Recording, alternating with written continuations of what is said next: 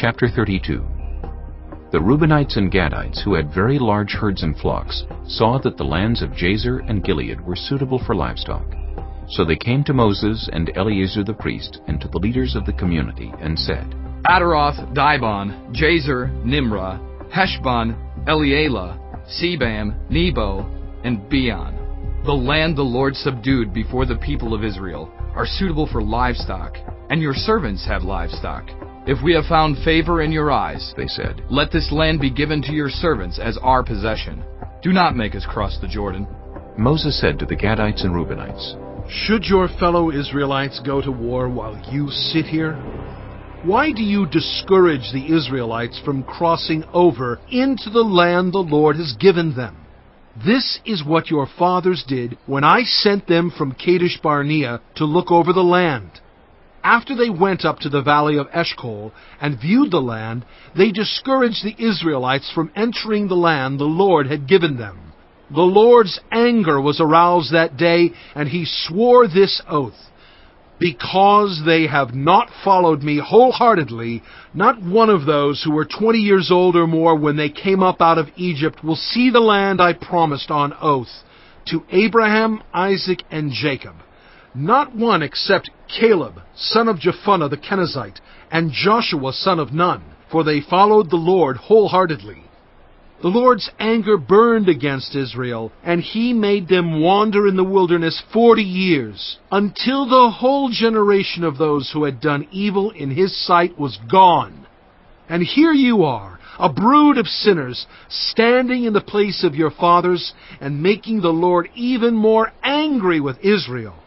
If you turn away from following him, he will again leave all this people in the wilderness, and you will be the cause of their destruction. Then they came up to him and said, We would like to build pens here for our livestock and cities for our women and children. But we will arm ourselves for battle and go ahead of the Israelites until we have brought them to their place.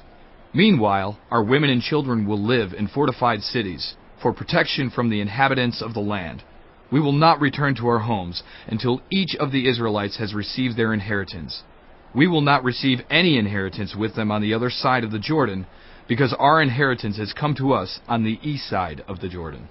Then Moses said to them, If you will do this, if you will arm yourselves before the Lord for battle, and if all of you who are armed cross over the Jordan before the Lord until he has driven his enemies out before him, then when the land is subdued before the Lord, you may return and be free from your obligation to the Lord and to Israel. And this land will be your possession before the Lord.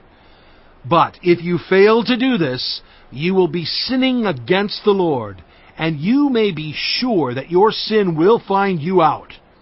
Build cities for your women and children, and pens for your flocks, but do what you have promised.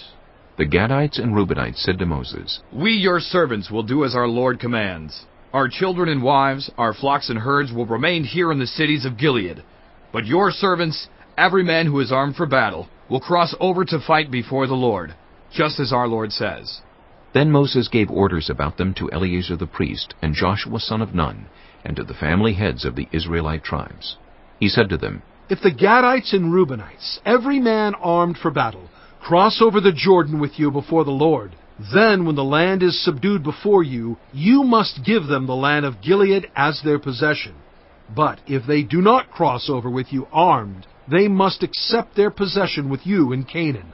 The Gadites and Reubenites answered, Your servants will do what the Lord has said.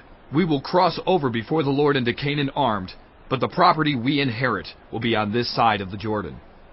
Then Moses gave to the Gadites, the Reubenites, and the half-tribe of Manasseh, son of Joseph, the kingdom of Sihon, king of the Amorites, and the kingdom of Og, king of Bashan, the whole land with its cities and the territory around them.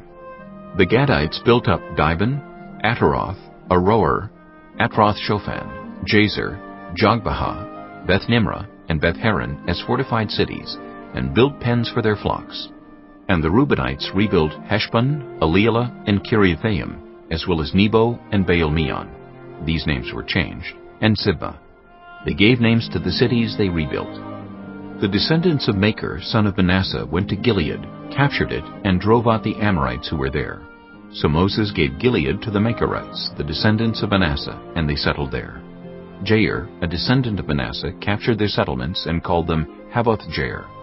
And Nobah captured Kenath and its surrounding settlements and called it Nobah after himself.